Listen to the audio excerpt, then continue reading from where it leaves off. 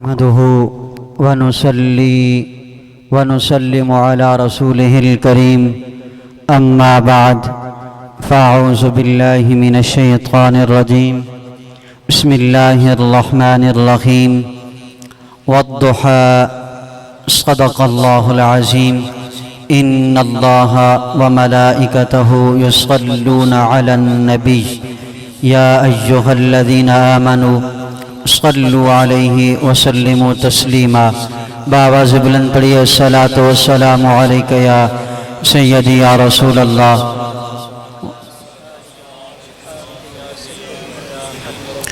بھائی درود و سلام انتہائی ادب کے ساتھ، اس یقین کے ساتھ کہ جب ہم درود و سلام پڑھتے ہیں تو آقا کی بارگاہ میں ہمارا پڑھا ہوا درود و سلام پیش کیا جاتا ہے۔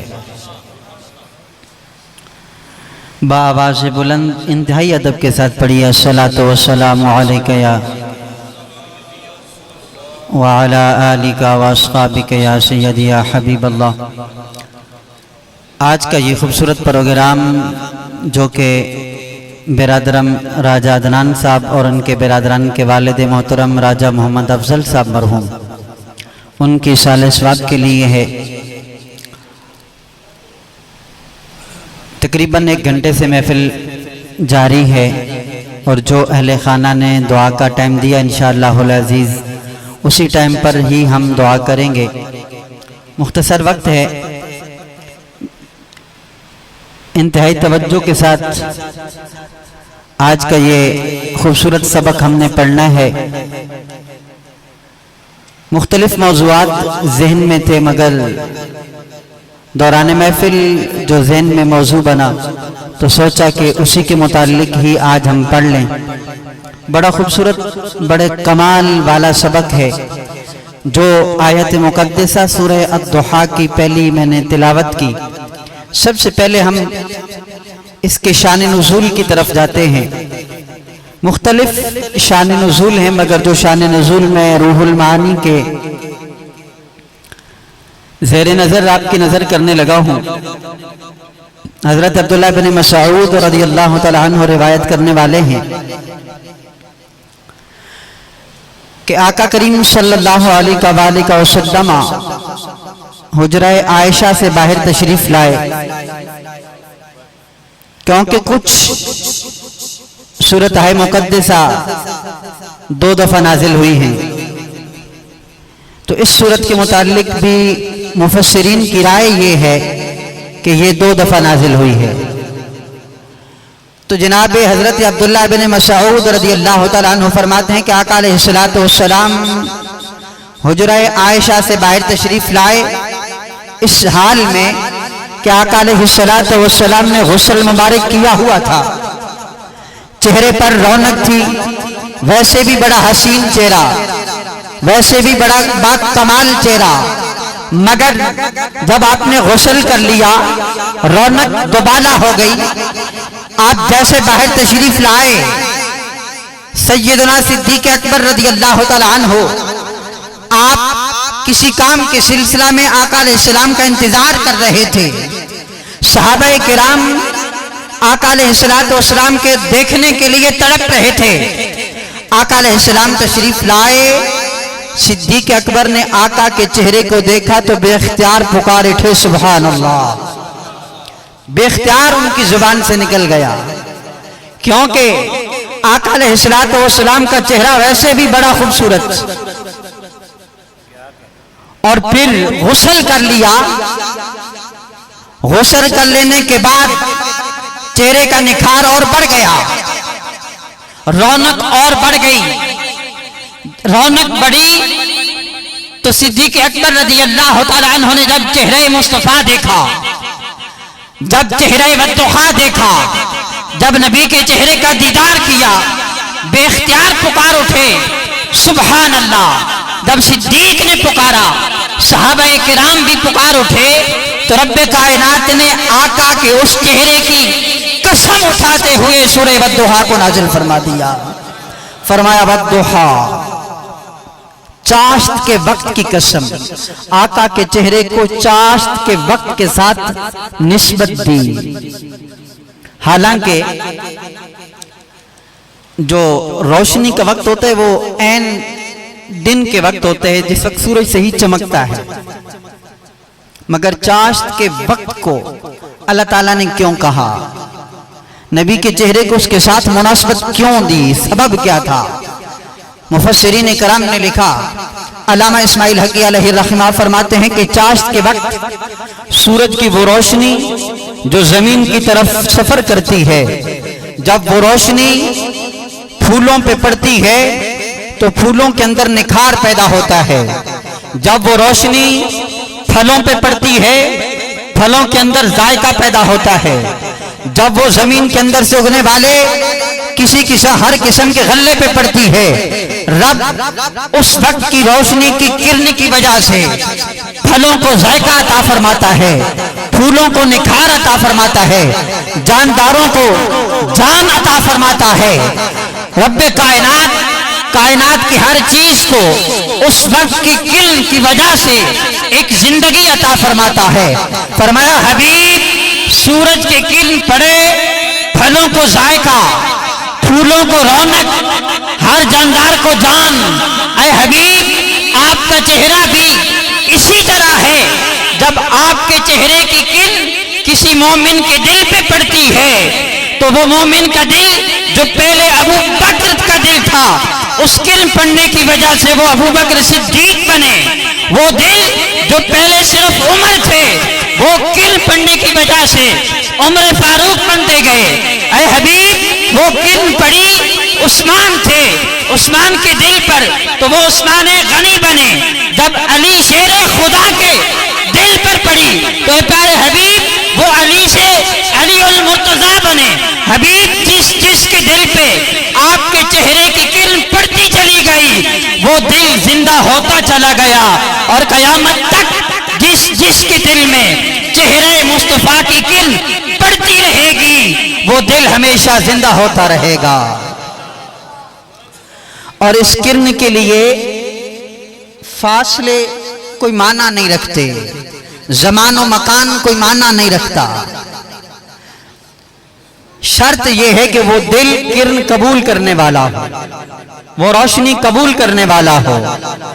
اس دور میں دیکھا تو ابو جہل بھی تھا مگر اس کا دل روشنی قبول کرنے کے قابل نہ تھا، وہ ابو جہل رہا، مگر اسی کرن کو دیکھا جناب بلال نے تو رب کائنات نے اتنا بلند کر دیا کہ فتح مکہ کے موقع پر فرمایا بلال کعبے کی چھت پہ کھڑے ہو جاؤ اور اذان پکارو۔ کہ دل جب یہ کرن چلی، چہرہ مصطفیٰ کی کرن کسی کے دل پہ پڑی تو وہ نعمان بن ثابت سے امام اعظم بنے، کوئی امام مالک بنا تو کوئی امام احمد بن حنبل بنے، کوئی امام شافعی بنے، کوئی امام بخاری بنے، کوئی داتا علی حجویری بنے، کوئی بختیار کاکی بنے۔ جس نے اس کرن کو قبول کیا رب نے اتنا مقام عطا فرما دیا کہ آج دنیا ان کی مثالیں پیش کرتی ہے۔ ہم نے سوال کیا امام بخاری سے، اے امام بخاری نبی علیہ السلام کے چہرے کی کرن ہم اپنے دل میں سمونا چاہتے ہیں، ہم اپنے دل میں نبی کے چہرے کی کرن کو لانا چاہتے ہیں، ہمیں کیا کرنا پڑے گا؟ فرمایا تمہیں کرنا یہ پڑے گا کہ تم آؤ تصور ذات مصطفیٰ میں ڈوب کر رب کائنات کی بارگاہ میں سجدہ ریز ہو جاؤ۔ ادھر تم سجدہ کرو گے، ادھر رب کائنات تمہارے دل کو محبت مصطفیٰ کے لیے چن لے گا۔ آئیے نبی کا چہرہ کیسا ہے اور کتنا خوبصورت ہے۔ آقا علیہ السلام مدینہ شریف میں تشریف فرما ہیں، کریم آقا صلی اللہ علیہ وآلہ وسلم مدینہ سے باہر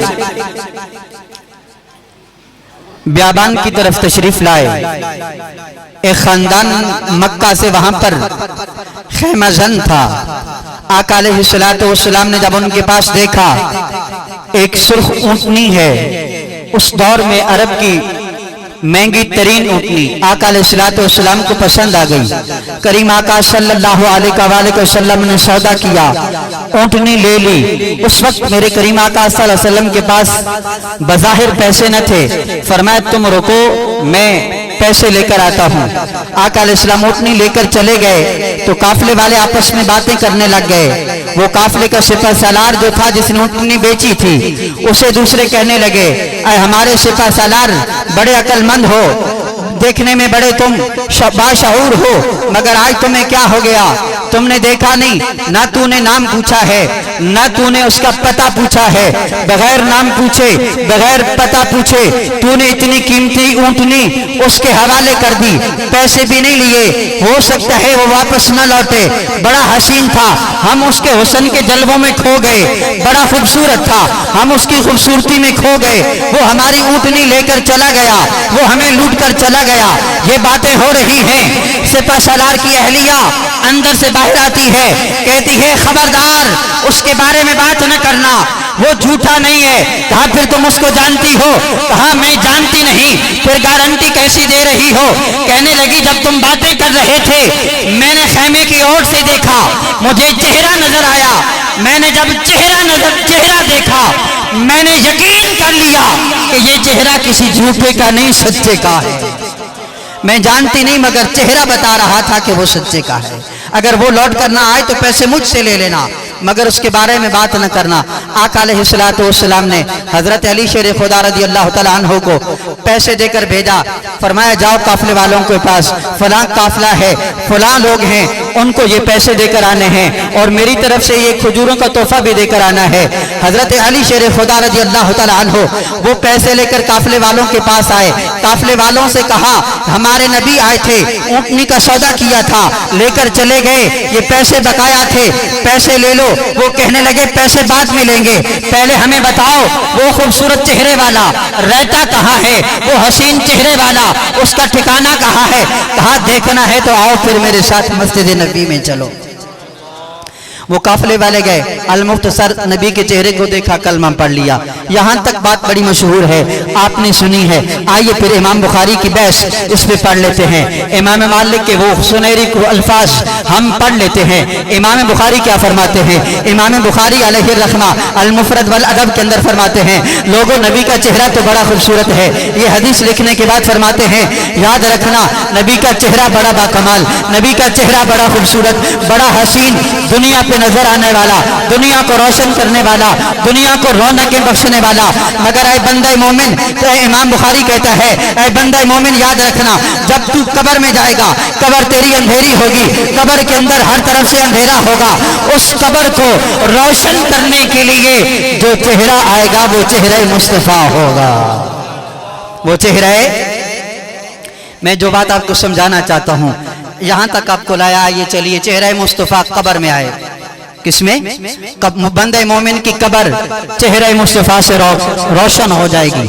कैसे? फरमाया जब आका अलैहिस्सलाम कुछ खुश नसीब ऐसे हैं कि जिनकी कब्र में मेरे आका खुद तशरीफ लाएंगे। अल्लाह करे कि अल्लाह हमें वो कब्र नसीब फरमाए जिसमें आका तशरीफ लाए। कब्र भी अल्लाह का बहुत बड़ा इनाम है, कब्र भी अल्लाह का बहुत बड़ा इनाम है। सूरह अबस में अल्लाह ताला ने इस कब्र का तज़किरा फरमाया और फरमाया कि ये बहुत बड़ा इनाम। सूरह अबस की तफसीर पढ़ें तो हम हैरान रह जाएंगे कि कब्र अल्लाह ताला का कितना बड़ा हम पे इनाम है। फरमाया कि कब्र में कुछ ऐसे लोग होंगे जिनके लिए आका अलैहिस्सलाम कब्र में खुद तशरीफ लाएंगे, और कुछ ऐसे होंगे जो कब्र में लेटे होंगे। आका अलैहिस्सलाम की कब्र शरीफ जो मदीना शरीफ में है, उसके दरमियान और इस बंदे मोमिन के दरमियान जितनी कब्र है ना, जितना फासला है, उस फासले को शीशा बना दिया जाएगा। ये अपनी कब्र में लेट कर चेहरे मुस्तफा का दीदार करेगा। हजरत बिलाल हबशी के वफात का वक्त आया तो आप मुस्कुरा रहे हैं। एलिया से कहते हैं कि वो नया कपड़े का जोड़ा मुझे पहना दो। कहा आज आपके चेहरे पर तबस्सुम है, मुस्कुराहट है, हंस रहे हो, बड़े खुश हो। कहा मैं खुश हूं, क्यों? क्या तू नहीं जानती आज मेरी मुलाकात मेरे नबी के साथ है, आज मैंने अपने नबी का दीदार करना है। تو اللہ ہمیں وہ دیدار نصیب فرمائے۔ تو امام بخاری علیہ رحمہ فرماتے ہیں جو بندہ نماز پنجگانہ ادا کرے گا اور نبی کی ذات پر درود و سلام پڑھے گا کثرت کے ساتھ، وہ ایسا خوش نصیب ہے کہ اس کی قبر میں آقا علیہ السلام کو تشریف لائیں گے۔ آقا علیہ السلام اور جب تشریف لائیں گے تو پھر ہوگا کیا؟ فرمایا جیسے وہ تشریف لائیں گے، وہ قبر جو بالکل اندھیرا تھی، جس میں کوئی روشنی نہ تھی، ہر طرف اندھیرا ہی اندھیرا تھا، چونکہ ابھی سوالات کا سلسلہ شروع ہونا تھا، ابھی سوالات ہوتے کامیابی ہوتی تو پھر، مگر جیسے آقا تشریف لائیں گے تو قبر منور ہو جائے گی قبر۔ اور امام مالک نے بڑی خوبصورت بات کی ہے، بہت کمال کی بات کی ہے، فرمایا قبر تو روشن ہوگی نہ ہوگی، وہ تو لازمی بات ہے، مگر ایک کم اور بھی ہوگا، وہ کیا؟ فرمایا دیکھنے میں وہ قبر اتنی سی ہے جتنا بندے کا قد ہے۔ جیسے آقا تشریف لائیں گے، اللہ جہاں تک بندے کی نظر جاتی ہے وہاں تک قبر کو کشادہ کر دے گا، وہاں تک قبر کو۔ جس نبی کے چہرے کی بات کر رہے ہیں ان کا چہرہ دنیا پہ نظر آئے تب بھی بابرکت، قبر میں نظر آئے تب بھی بابرکت۔ یہ اللہ کا بہت بڑا احسان کہ اللہ تعالیٰ نے ہمیں ایسے خوبصورت چہرے والا نبی عطا فرمایا۔